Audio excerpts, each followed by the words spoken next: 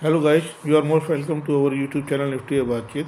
तो स्टार्ट करते हैं आज का वीडियो विद स्टैंडर्ड डिस्क्लेमर कि मैं सेबी रजिस्टर्ड एडवाइजर और कंसल्टेंट नहीं हूँ। अपने पर्सनल नॉलेज और एक्सपीरियंस के बेस पे निफ्टी के लेवल्स आपसे शेयर करता हूँ।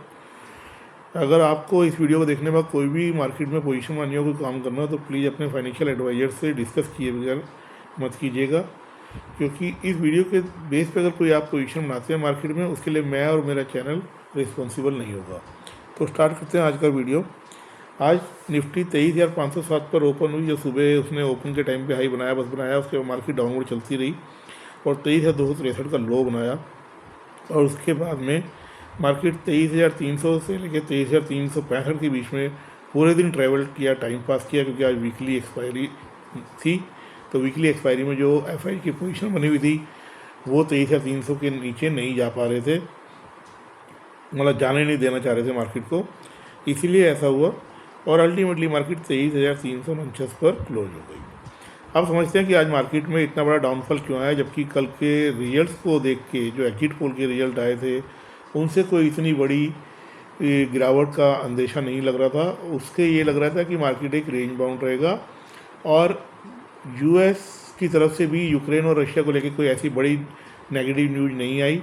तो ऐसा क्या हुआ कि मार्केट में एकदम में इतनी गिरावट आई। मार्केट में हुआ ये कि अडानी के लिए एक न्यूज आई कि अडानी ने गवर्नमेंट ऑफिशियल्स को 250 करोड़ डॉलर ब्राइब पे किया है to secure solar energy projects. और उन सोलर प्रोजेक्ट एनर्जी के लिए उन्होंने यूएस से बॉन्ड के थ्रू पैसा इकट्ठा किया है, जिसमें अडानी के अगेंस्ट में वहाँ पे जैसे यहाँ पे सेबी है, ऐसे वहाँ पे एक एसईसी है ऑर्गेनाइजेशन, उन्होंने ये कहा कि नहीं ये गलत है और उन्होंने एक अरेस्ट ऑर्डर भी गौतम अडानी जी के अगेंस्ट में निकाला है। अब बीजेपी सरकार ने क्या किया, बीजेपी सरकार ने बोला कि जी ये लॉ का मैटर है और लॉ अपना काम करेगा। तो उन्होंने ये कह करके अपना पल्ला एक तरह से झाड़ लिया इस मैटर से।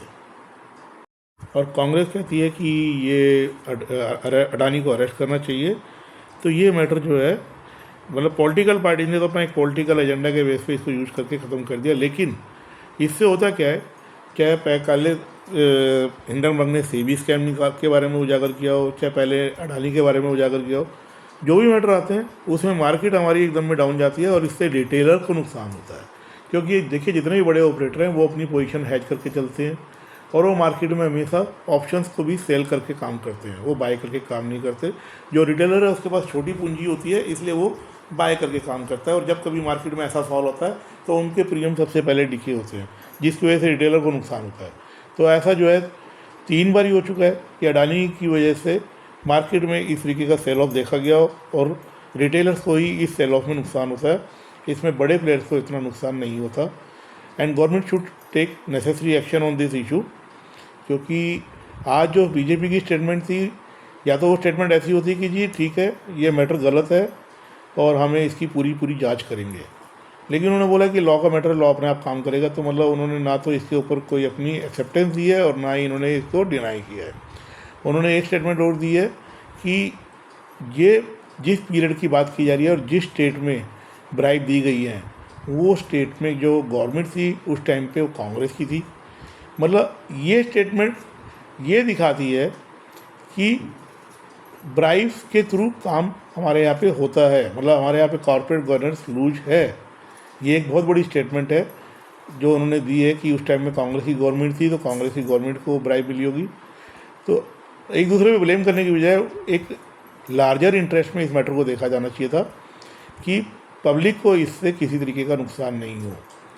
लेकिन हुआ ये कि आज रिटेलर को इस मैटर की वजह से नुकसान हुआ, और चाहे गवर्नमेंट कांग्रेस की हो चाहे बीजेपी की हो, लेकिन कॉर्पोरेट गवर्नेंस कहीं ना कहीं इसको लूज दिखाती है और इसका इम्पैक्ट और इंडियन प्रमोटर्स कंपनी पे भी पड़ सकता है। क्योंकि एक मैटर ये एफ को क्लियर जाता है, इससे एक संदेश पूरा क्लियर जा रहा है कि इंडिया के अंदर जो इंडियन प्रमोटर ड्रिवन कंपनीज हैं उनमें कॉर्पोरेट गवर्नेंस वीक है, और जब तक उनमें कॉर्पोरेट गवर्नेंस अच्छी नहीं होगी तो कोई बाहर का इन्वेस्टर तो इन्वेस्ट करेगा नहीं। तो इसलिए ये चीज़ मार्केट में पैनिक बढ़ा सकती है और इसके चलते आज मार्केट पूरे दिन डाउनफॉल रहा। लेकिन आज क्योंकि वीकली एक्सपायरी थी, ऑपरेटर 23,300 के नीचे पोजीशन नहीं संभाल सकता था। अगर ये 23,300 के नीचे जाता तो बड़े ऑपरेटर्स को भी बहुत लॉस होता। तो इसीलिए आज मार्केट 23,300 के ऊपर काम करने में कामयाब हुआ। बट क्या ये मार्केट सस्टेन कर पाएगा 23,350 के ऊपर? इसके लिए हमें बाहर के मार्केट और अपने एक बारी टेक्निकल पैरामीटर्स को देखना पड़ेगा।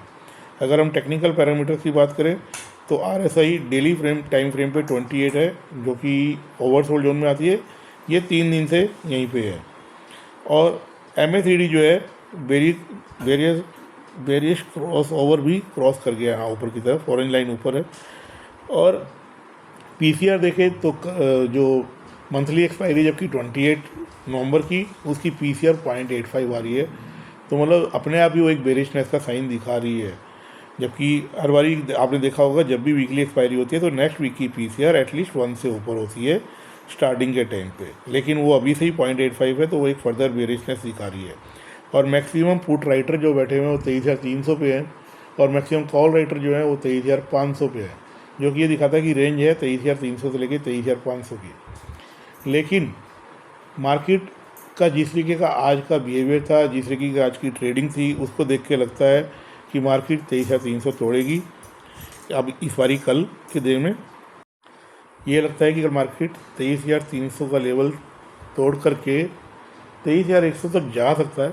23,100 एक अच्छी खासी सपोर्ट है मार्केट के पास में, जो हमने पिछले वाले दिनों में भी आपको बताया है कि अगर मार्केट 23,300 ब्रेक करेगी तो 23,100 पे एक सपोर्ट लेगी, क्योंकि 23,100 एक अच्छी खासी सपोर्ट है मार्केट के पास में।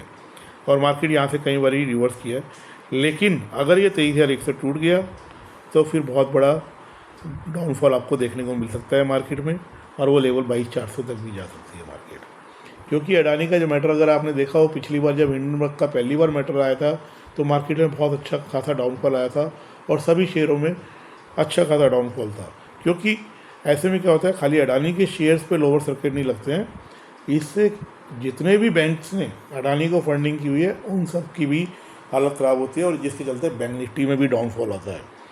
और यही आज भी हो रहा था।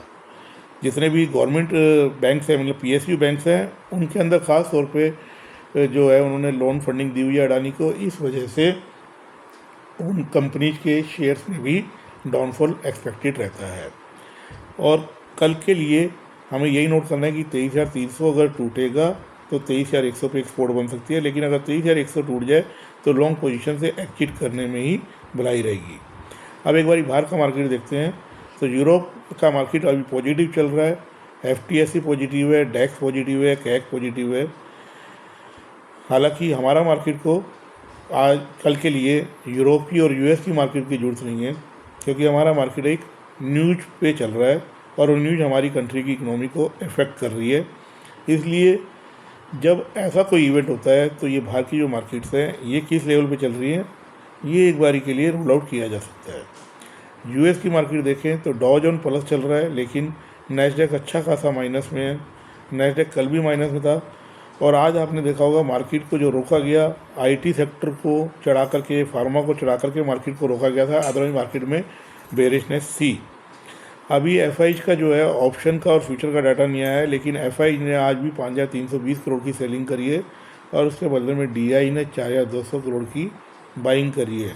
बहुत ये कहीं ना कहीं पब्लिक के पैसे को नुकसान ही पहुंच रहा है, इस तरीके से फ़ायदा नहीं हो सकता। अगर आप बाहर के फ्यूचर्स देखें तो बाहर के फ्यूचर्स में भी डॉ थोड़ा सा प्लस है, लेकिन वही अगेन नैस्डैक माइनस में है, CAC माइनस में है, DAX पॉजिटिव है, FTSE पॉजिटिव है। बट मिला जुला संकेत है फ्यूचर्स को देखते हुए तो।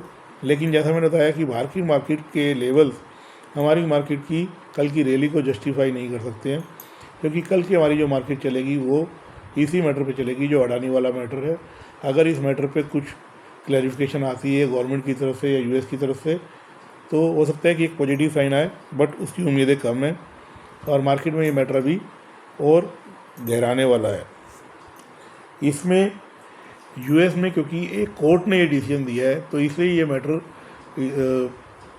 छोटा मैटर नहीं कहा जाता, मतलब इसको सीरियस लेना पड़ेगा। जैसा पहली बार हिंडनबर्ग का मैटर जब आया था तो दूसरी बार आया तो उसको सीरियस नहीं लिया गया। लेकिन ये क्योंकि कोर्ट का मैटर है, तो इसमें जो है इस मैटर को बहुत सीरियस लिया जाएगा, और इसका इम्पैक्ट सभी बैंकों के जितने भी PSU बैंक हैं उनके शेयरों पर ही पड़ेगा, अडानी के शेयर्स पर पड़ेगा, और अडानी को जितनी कंपनियां सप्लाई करती हैं उनके ऊपर भी इम्पैक्ट आएगा। तो ओवरऑल स्ट्रक्चर हमारे हिसाब से मार्केट का नेगेटिव है, और मार्केट जो है 23,300 तोड़ के 23,100 की तरफ जाएगा। 23,100 देखना ही होगा कि मार्केट 23,100 पे सपोर्ट लेता है कि नहीं लेता है। अगर मार्केट 23,100 पे सपोर्ट लेगा तो वेल एंड गुड, लेकिन जैसे ही मार्केट सपोर्ट लेगा ऊपर आता है तो फिर सेल आउट करना चाहिए। मतलब मार्केट जो है कल का जो स्ट्रक्चर है मार्केट का वो सेल ऑन राइज का है। मार्केट ऊपर आए तो माल बेचिए और नीचे पे निकल जाइए, क्योंकि मार्केट में अभी कुछ दिन ऐसा प्रेशर देखने को मिलेगा। तो आपको हेजिंग के साथ काम करना चाहिए और छोटी क्वांटिटी में भी काम करना चाहिए जब तक ये मैटर थोड़ा सा सेटल डाउन नहीं हो जाता है। अगर वीडियो अच्छी लगी हो तो प्लीज़ लाइक कीजिएगा और हमारे चैनल को प्लीज़ सब्सक्राइब कीजिए। Thank you very much.